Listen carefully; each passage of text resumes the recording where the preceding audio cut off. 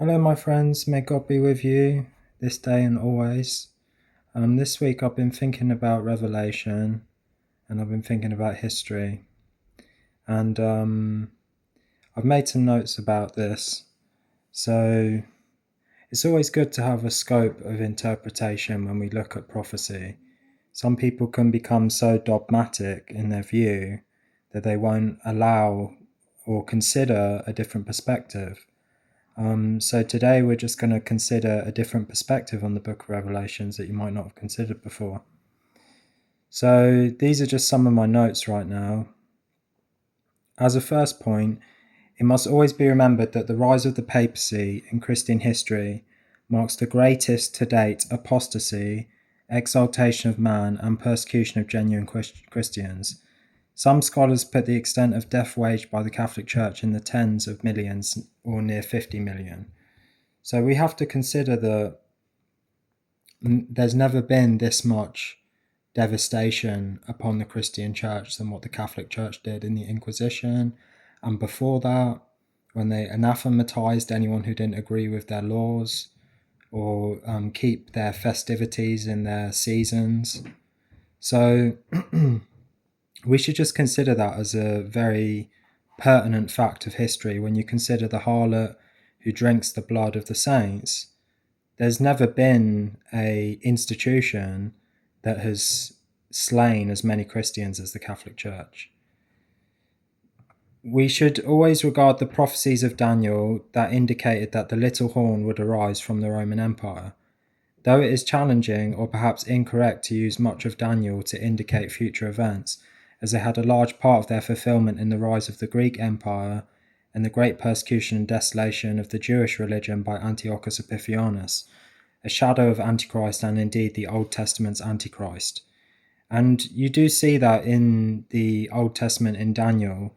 You do see the fact that this whole battle of the king of the north and the king of the south is not mentioned in Revelation. And many scholars, they attribute a lot of these movements of history to the time. And if you even read Daniel, it says the four horns of the beast, the goat that rams into the ram is Medo-Persia, the goat is Greece, the four horns are the four kingdoms that arise out of the Greek kingdom. Then it talks about the king of the north and the king of the south in context of the Greek Empire. So when you consider that, you have to accept that it's very possible, if not assuredly true, that Antiochus Epiphanes was the king of the north, and he was the king of the north, and he did wage wars against the Ptolemaic Empire, the southern kingdom. Revelation is then the strongest prophetic book to rely on when considering how history after Christ and our future will turn out. As the Pope has sat in the assembly of Jesus Christ claiming to essentially be God on earth, King of kings and most holy, we must sincerely consider whether this office is the office of Antichrist, and whether Christians are incorrect in anticipating a future Antichrist, though we would not utterly dispense with this possibility either. It is always best to have a scope of interpretation, which is what I said earlier. Revelation is express and urgent in telling us that the time is near in John's day, that the book should not be sealed, whereas in the days of Daniel, 600 BC, the book was sealed. As Daniel saw much of its fulfillment in the coming 5 centuries, it seems strange to suggest that Daniel's 500 years of fulfillment was a long time, whereas Revelation's 2,000 years of fulfillment to this day is a short time, or rather at hand, as it says in John's day. As Paul says in his day, the mystery of iniquity is already at work. The collapse of the Western Roman Empire in the 5th century. So anyway, we'll get onto that in a minute. So just as something to begin to consider, you have to consider the Catholic Church as an institution that's persecuted Christians. This represents a falling away from the genuine faith of Jesus by the decrees of the Caesar and the Pope. We got to consider that it says the little horn will come out of the Roman Empire and it will trample the saints, it will make war with the saints, which is what we saw in the Catholic Church.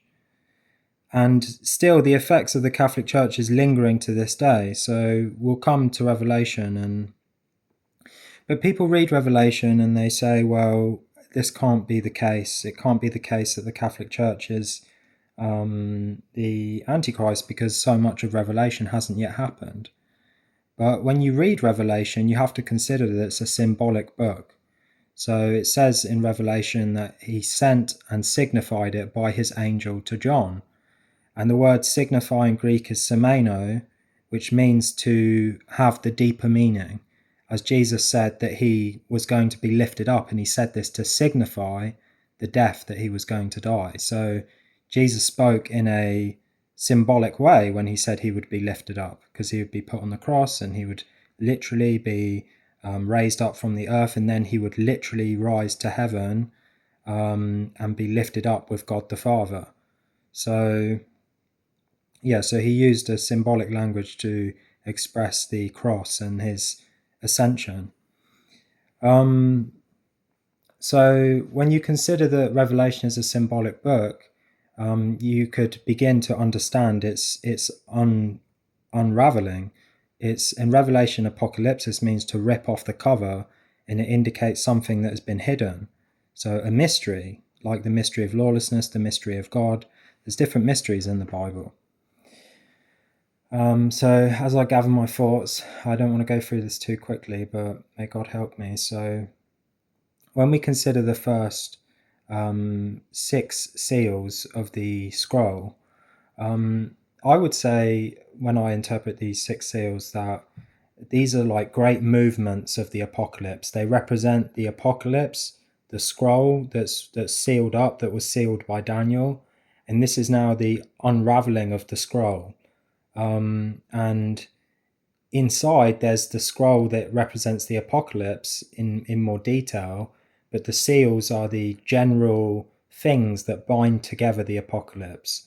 So they're not necessarily to be taken as sequential events, but they certainly mark the movements of the apocalypse.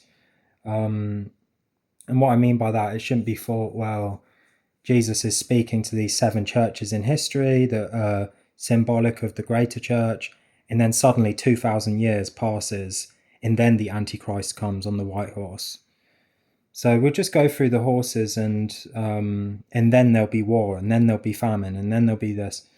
So we'll just go, because if you consider the 5th seal with the martyrs, are we really to disparage the martyrdom of between 10, 50, even upwards of 50 million saints that died at the hands of the Catholic Church? We can't disregard their blood. Their blood is precious in the sight of God.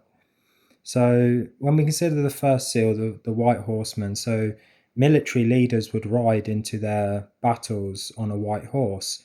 It signified conquest. And so there's different interpretations, but it's generally thought that either the white horse is the preaching of the gospel, or it's the Antichrist. Now, I believe it's the Antichrist, because there's not really any particular way to know, but I just believe it's the Antichrist. And Michael Servetus says, like, with his thunderbolts of anathema, so his ability to pronounce laws that curse people from life, that curse people from salvation, these are his thunderbolts from a heavenly authority. Caesar married to the Pope, the harlot riding the beast, the apostate church riding the power of empire, and these thunderbolts, these arrows, this royal authority, this crown is given to him with a bow. So he has the power to pronounce edict, to rain down his arrows from heaven and kill with his anathema. So that means to be accursed in the Greek. Like Paul says, if anyone preaches another gospel, let him be anathema. So the second horse, the war horse, now we have to consider that in the days of John, there was something called the Pax Romana, the peace of Rome. So there was not really any wars in the Roman Empire. Everything was generally at peace. They used to call Augustus the Son of God, and that he'd brought peace to the world and this sort of thing. But obviously a house that's built on sand will not stand, and a kingdom divided will not stand. So we see the grandeur of the Caesar proclaims to be Son of God, and then contrasted by the humility of Jesus Christ, the humble carpenter from the town of Nazareth. But they had the peace of Rome, and subsequently, in the following years, the empire began to fall apart. It began to be engulfed in wars, invasions, and war is something that has demarked the age. Like, it's funny when Christians say, "Oh yeah, Jesus said there'll be wars and rumors of wars." That's beginning to happen now.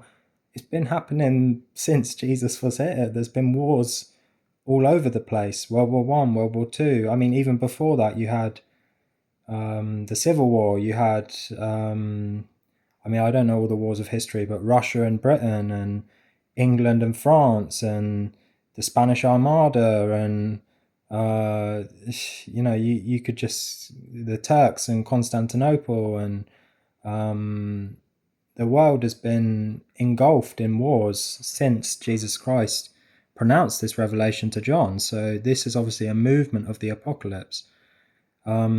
Okay, and if you consider in Zechariah what the horsemen are, they're God's almost his principalities that govern his wrath: the beast, the sword, the famine, the pestilence. The beast is the white horse, the Antichrist.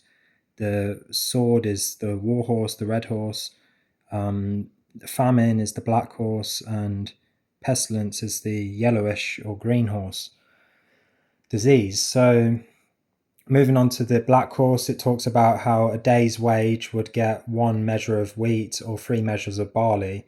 So you'd have enough to survive on, but you wouldn't be able to thrive. Famine, scarcity. I've read in a certain book, it says that it's not scarcity to the point of starvation, but it's scarcity to the point of, let's just read what it says here. Our text envisions a little as being available for his dependents. It is a famine price, but not a starvation price. But the meaning appears to be that there will be an abundance of oil and wine coupled with scarcity of bread. So in terms of history, it says, Charles tells of a time when Domitian, in an effort to stimulate the growing of grain, ordered that no new vineyards be planted in Italy and that half of the vineyards in the provinces be destroyed. So that's a Roman emperor. This provoked such an outcry that the edict was repealed. It is this kind of thing that John has in mind.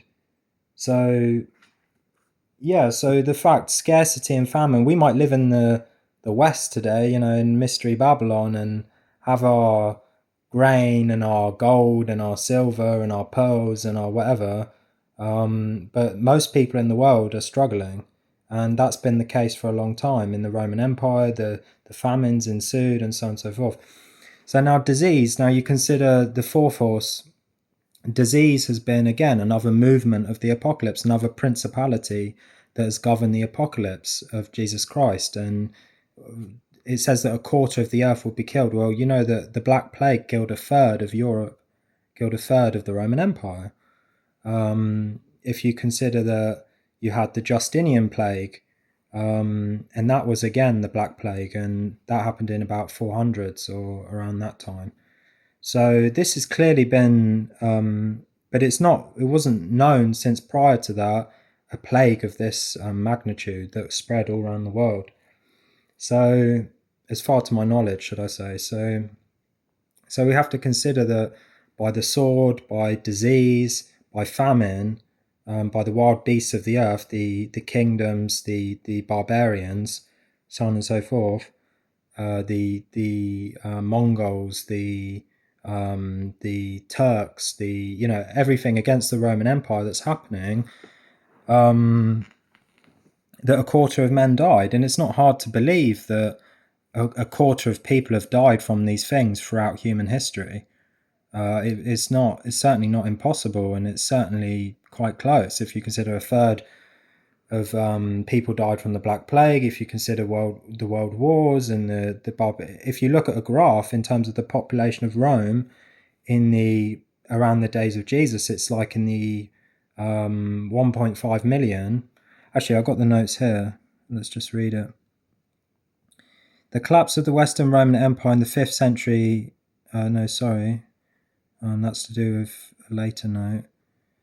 Okay, the population of Rome and the Western Empire dropped dramatically. Estimates put the empire's population at 60 million in the 1st and 2nd centuries, with Rome itself at about 800,000 before 410 AD sack, the sack of Rome. By 600 AD, Rome's population was down to 30,000, a loss of over 95%. Empire-wide, the decline was likely less severe, but still massive, maybe 50 to 75%, due to war, disease, famine, and migration. Exact death tolls are murky since records are spotty, but the collapse wasn't just political, it was a demographic disaster. The Mediterranean world shrank, with urban centres hit hardest. So you see that, if Rome was reduced by 95%, you can consider that all these people that have died in history as a consequence of these principalities of the apocalypse. So anyway, then you look at the fifth seal, and that's the martyrdom of the saints, and you've got to consider that there's been many saints throughout history through the Catholic Church that have been killed. These are the martyrs. Who can say that they're not the martyrs? If anyone would dare say that those people are not martyrs of Jesus Christ, I don't think anyone could dare to say such a thing. But they're waiting in heaven for us, and it says, until the number of your brethren are also accomplished that are killed in like manner. So obviously we can consider there'll be future martyrdom as well. But so we don't rule out future fulfillment of things. We just acknowledge that there's a historical precedent and historical fulfillment as well. So that has to be regarded quite intently. The sixth seal is when the mountains and the earth moves, and they say the day of his wrath has come. So this is language that is spoken of in Ezekiel, the Gog and Magog war. So I believe this is the fulfillment of the apocalypse now. This is the unveiling of Jesus Christ. This is the return of Jesus Christ. So you've got the seals kind of sandwiched the apocalypse in a governance of principalities. You have the Antichrist, you have war, you have famine, you have disease, you have martyrdom, and you have the final coming of Jesus and the shame of all those who haven't trusted in him. So I want to wrap up with the trumpets, which is quite a heavy task to do. And I could talk about the two witnesses and talk about the woman fleeing into the wilderness and so on and so forth. But we'll just begin with the trumpets and see how we do. The trumpets. The first trumpet is hail, mingled with fire and blood, that's thrown to the earth. And I don't know if it says it's thrown to the earth. I could read it actually. Let me just get it quick.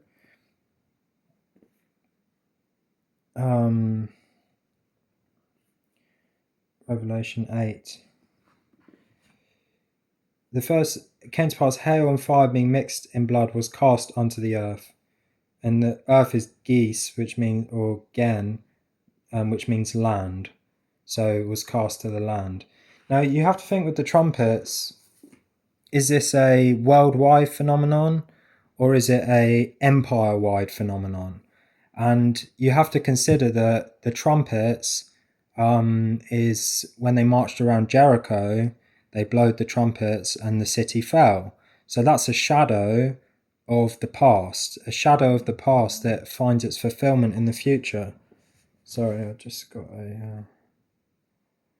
Okay, so a shadow of the past with the falling of Jericho was the wicked city, the city of the Canaanites falling down. So we can consider that what's happening in the trumpets of Revelation is the successive events that lead to the collapse of the Roman Empire, the collapse of Mystery Babylon, the collapse of Babylon. So the fire and blood mingled with hail, well, most historical commentators take this to be the barbarian invasions. And now someone may contest and say, well, it says that all green grass is burned up, so that can't be the barbarian invasions. But actually, it says later in Revelation, in the fifth seal, it says for the locust not to harm the grass or any tree or any green thing. So I've just read this in this book here, if I can find it. Revelation 7, Revelation 8. Revelation 8. The third trumpet, the fifth trumpet.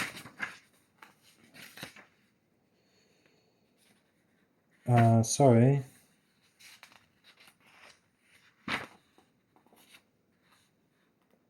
Speaks about the grass here.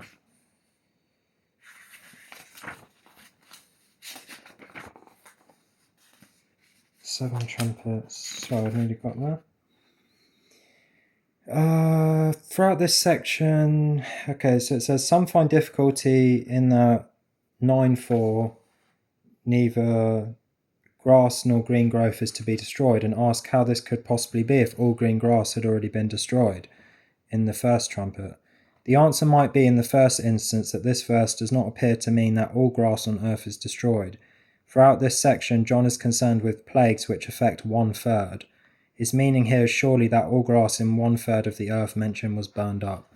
So the earth, a third of the earth was burned up, and all green grass, i.e. in that third, were burned up. So that's just one way of looking at it. And it makes sense if you consider that later in Revelation it says for the locust not to harm the grass or the so on and so forth. So if we read about what the barbarians did, it's very clear.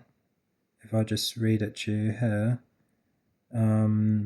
This commentator said, the first sore and heavy judgment which fell on Western Rome in its downward course was the war with the Goths under Alaric, styled by himself the Scourge of God. After the death of Theodosius, the Roman emperor in January 395. So remember, all the ecumenical councils have happened, and they've begun to make these creeds that say that God is a Trinity and that you have to worship on these days and so on and so forth, otherwise you'll be accursed. And right after that, they haven't quite got to idolatry yet, which we're going to talk about in a minute, with the third trumpet.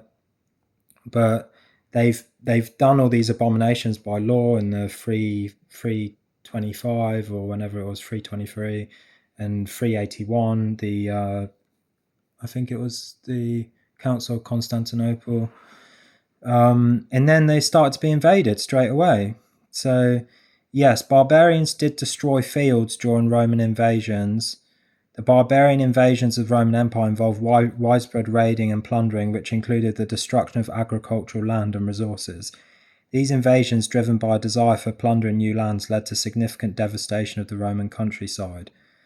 A certain historian says, we have defeated 320,000 Goths and sunk 2,000 ships.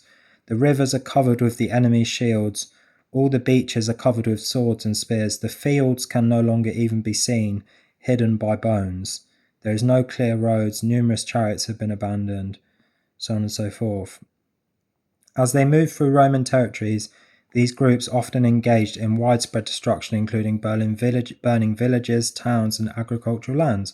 This created widespread panic and disruption, further weakening the Roman Empire. So these barbarians, actually, they came from the north.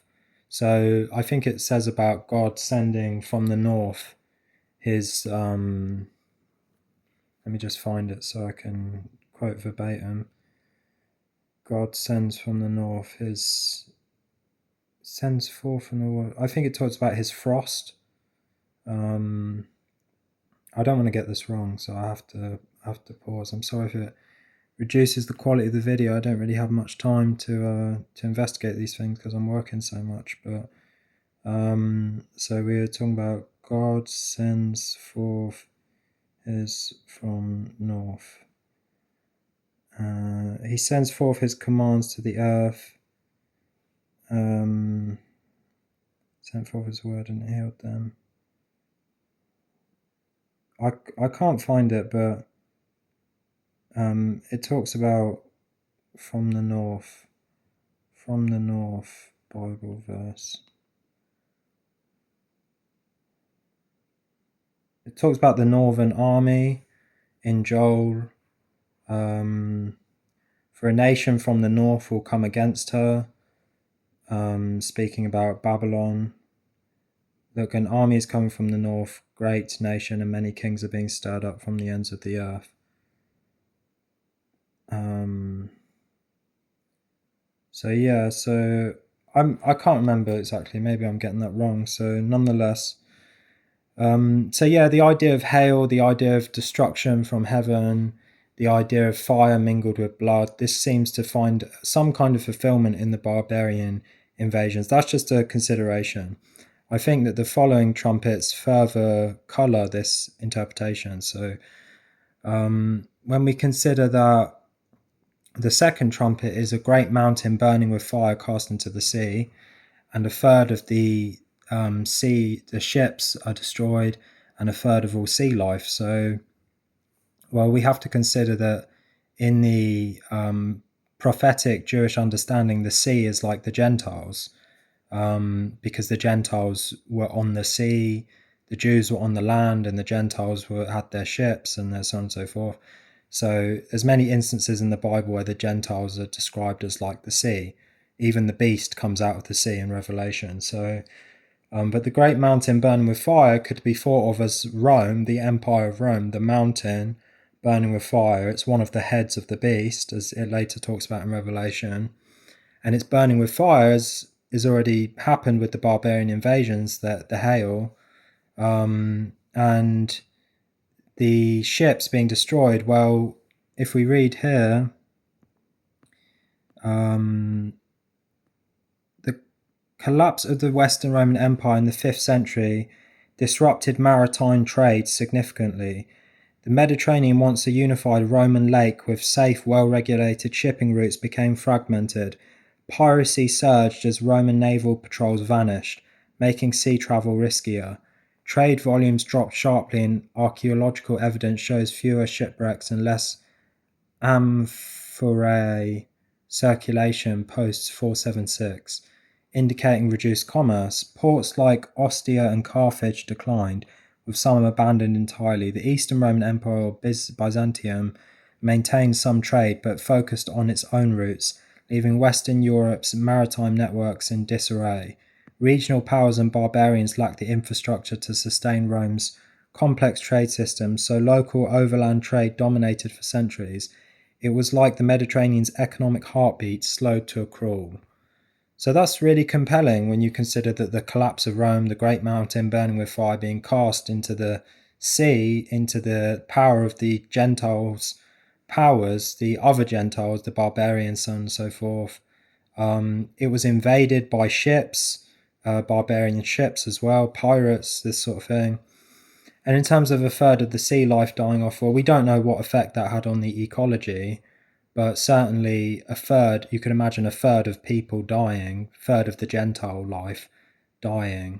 So that's just an interpretation. So anyway, the fourth seal,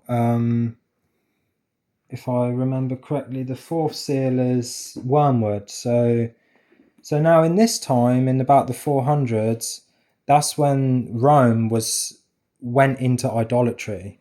I could get you an exact date when the iconoclastic controversy began. Iconoclast controversy. So this is to do with image worship and so on and so forth. So what was the iconoclastic controversy?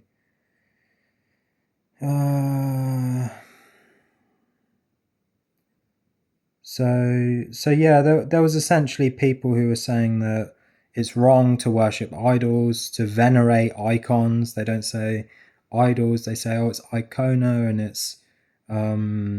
it's veneration, but it's just subtle witchcraft actually. So iconoclasm in Christian history. The period after the reign of the Byzantine Emperor Justinian, 527 and 565, evidently saw a huge increase in the use of images, both in volume and quality, and gathering an iconic reaction. One notable change within the Byzantine Empire came in 695 when Justinian II's government added a full-face image of Christ on the obverse of imperial gold coins. So why do I bring up idolatry? The reason I bring up idolatry is because in Deuteronomy it says if anyone goes to worship an idol and turns away from the Lord their God, that it's like, it says something like, it's a root bearing wormwood, a root bearing gall. So root bearing gall, Deuteronomy 29:18. Make sure there is no man or woman, clan or tribe among you today whose heart turns away from the Lord our God to go and worship the gods of those nations. Make sure there is no root among you that produces such bitter poison. The KJV says, beareth gall and wormwood. So wormwood is associated with idolatry. So this is like a demonic power, a angel falling from heaven, a star falling from heaven, because angels are like stars in the apocalypse, and falls on the waters. The waters are like Jesus said, there'll be rivers of flowing waters coming out of your belly. The righteous shall flourish like a palm tree, and they will grow high like the cedars. Established in the courts of the Lord, they will flourish in the house of our God. So yeah, so the streams then are like the pure teaching, like in Isaiah it says they rejected the gently flowing waters of Shiloh.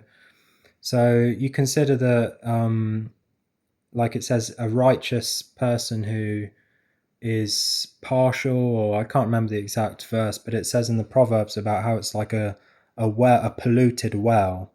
A righteous man who falters at the wicked is like a polluted well, something like that. So yeah, the wormwood is idolatry falling over the world and killing people spiritually, or maybe even literally, because of the plagues and because of the war that happened because of it. You consider that the Islamic time is now beginning in that iconoclastic time, or that iconic veneration time in the 600s. That's when Muhammad came along, after the Trinity doctrine, after the festivities of the beast, and after all these things. This is when the iconoclastic stuff started to happen. So it all is very sequential, actually, when you consider it like that. So the fifth trumpet, I believe a third of the sun is darkened, a third of the moon, a third of the stars. I think that's the fifth trumpet. No, that's the fourth. Sorry, that's the fourth trumpet.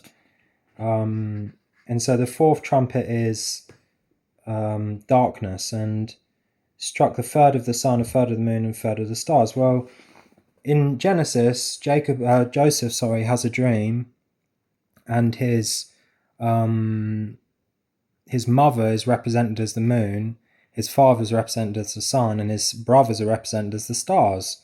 And you see this in Revelation. You see the 12 stars, she's clothed with the sun, the moon is under her feet.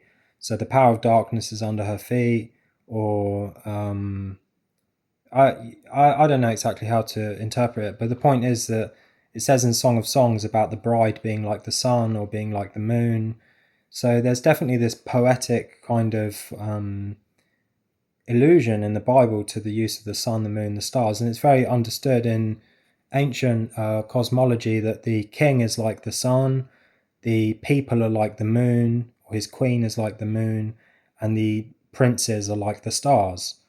So a third of the sun being darkened. Now, either that's a third of the empire collapsing, although we'd already said that Rome fell and was burning with fire, but the rest of the empire still prevailed. But at this point, a third of the empire is in darkness. Or it could mean, and I think it's more likely to mean, that the Son of Christ, i.e., the Son of Righteousness, as it says in Malachi 4:2, I think, it says the Son of Righteousness will arise with healing in his wings. So a third of the sun being darkened is like the obscuration of the light of Christ. It's like, because of this idolatry, because of the collapse of the empire, because of the martyrdom of the righteous, so on and so forth, the light of Christ in the world is diminished. It's not as clear anymore because of the doctrines of Antichrist. And the stars being, and you can see this in Daniel 8, I believe, because it says that the beast will pull down some of the stars and trample on them. So that's not literally that an animal is going to pull down stars from heaven and trample them. It obviously means the saints. So the saints are the stars. So yeah, so that's quite clear. And moving on to the fifth seal, and I'll just try and get through these quickly. The fifth seal is the locust out of the pit, whose king is Abaddon. Now, if you consider that the Pope didn't really rise to power until I think it's the 1200s, where Innocent or one of these men proclaimed the doctrine of papal primacy or papal authority. And so it took a while for the Pope to gain his authority. And it was acknowledged in the writings of certain early fathers that the Bishop of Rome is to be regarded as having the most influential voice. So the doctrine was already there, but it gained traction over time, and step by step, edict by edict, decree by decree, this came into more and more force.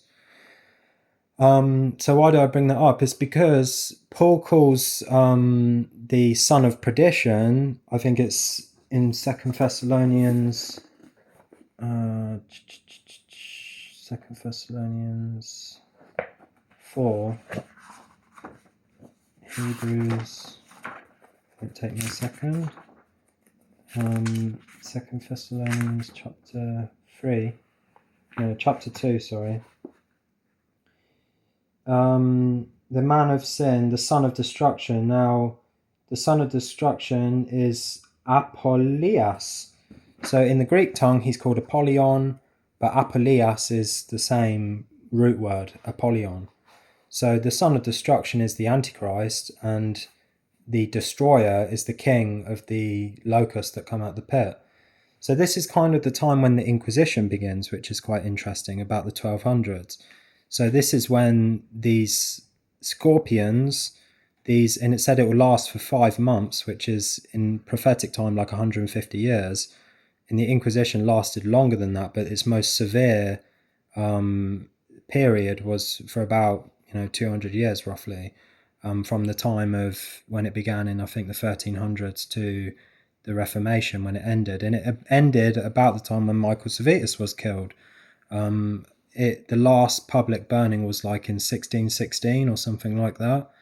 So it was definitely the death of Servetus and him being anti-Trinitarian, which is very significant, that the papal and Protestant intolerance and murdering came to an end.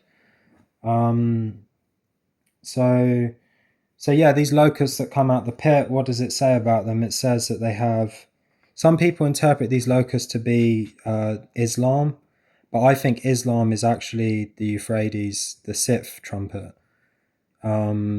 So, because it talks about their smoke being in their mouths and this sort of thing, and it was actually Mehmed the second who developed cannons and muskets and guns and this sort of thing. So, but it says about, so these locusts are like the clergymen of the Antichrist. They're like his ministers. And why do I say that? Well, in Ezekiel it says that God says, Ezekiel, you dwell among scorpions. So the scorpions are the false teachers. Jesus said, I give you the power to trample over serpents and scorpions. And like the scorpion is, it's interesting the way the scorpion works, because it actually uses the stars so it kind of follows the course of the stars, but it's a creature of darkness, and it has a hidden poison that paralyzes someone. But they will desire to die, and death will flee from them, and the representations of the locusts are likened to horses being prepared for war. So this Catholic army, as it were, is warlike. They have golden crowns because they have authority, like princes. They have the hair of women. So that's kind of an obscure one, and that's why people more likely say that it's the Muslims, because the Muslims in those days didn't cut their hair. But actually, you could consider it the way that the Catholics dress themselves in finery, and the priests and so on and so forth. So that's just one way of looking at it. But yeah, I'm sure you could go even deeper with all of that. So the sixth trumpet, the river Euphrates. So that's kind of like the drying up of Babylon's wealth, because the Euphrates in Babylon, I believe it's in Babylon. Oh, I don't have a map here, but I believe it's in Babylon. It represented the yeah, it is, because Cyrus shut it off to defeat what's he called, Belteshazzar, or no, that's Daniel, Belshazzar. That's it. So yeah, but the Euphrates marked the Fertile Crescent's its its source of abundance. So yeah, the river saturated the ground, and then the crops could grow, and so on and so forth. So this could be indicating the drying up of Babylon's wealth, and the Muslims in this passage, they kill a third of men. Well, you consider the caliphates and so on and so forth, how much destruction that was done. I can't even say, but and there's still more to come because of the wars that are unfolding right now with the Islamic world. So just reading more. And it's very similar because they also have their mouth and in their tails, for their tails are likened to serpents having heads, and by them they injure. So this is like the doctrine of Islam being false and this kind of thing. And the rest of the people didn't repent, so there you go. So we could go on to even more. I don't know if this video is going to be interesting to anyone. Some things I could say is the 1260 days prophetically could be years. So from the time of Constantine and Sylvester, Pope Sylvester, you have this period of Catholic reign, and they wage war against the saints in that time. Now, it doesn't, as far as I read, and I might be wrong, but as far as I read, it doesn't indicate that the beast ceases to exist after he is given the authority to reign. So it can be that the beast is still here, even though that time has elapsed, but it just has a weakened power. And is there a biblical precedent for that? Well, you could say so, because it says in Thessalonians that Jesus will destroy the Antichrist with the power, with the breath of his mouth, and with the power of his coming. So the breath of his mouth is by the Holy Spirit. So the Holy Spirit working in the saints, because they overcame him, they overcame the beast by the power of their blood and their testimony. So, like, what would then the mark of the beast be, and that kind of thing? Well, as much as in Deuteronomy it says for the commandments of God to be bound on your hand and your forehead, the Antichrist also sears the conscience of men. The Pope sears the conscience of men and corrupts their doings by his false teaching. He corrupts them against Christ. He's abominated the temple of Christ with his false gods, and with his infant baptism, and with his festivities, and with his whatever it might be. You can go on and on about these sorts of things, but his persecutions and his worldly shrines and all these things that are contrary to Christ. So then Michael and the war with the angel, with the angels, is this heavenly battle that's taking place. And then you have the bowls. Now, I don't think the bowls have happened yet, personally. So I believe we're like at the sixth seal. We're kind of like at this Islamic dominance time, which is a persecution against the church. So yeah, so that's a historical analysis of Revelation. A lot of people are kind of not knowing history, so they don't actually consider that a lot of these things may have already happened. And you can't deny the persecutions. You can't deny the Pope sitting in the temple of God. But I also can't deny that AI is becoming this like living. I even made a tract about it, about the future of man, and how man is becoming like machines, and But the thing is, you have to interpret the Bible according to, like, how's the Vatican gonna have a role in this kind of thing? And I don't know. And is there going to be a future manifestation of the things that have happened in the past?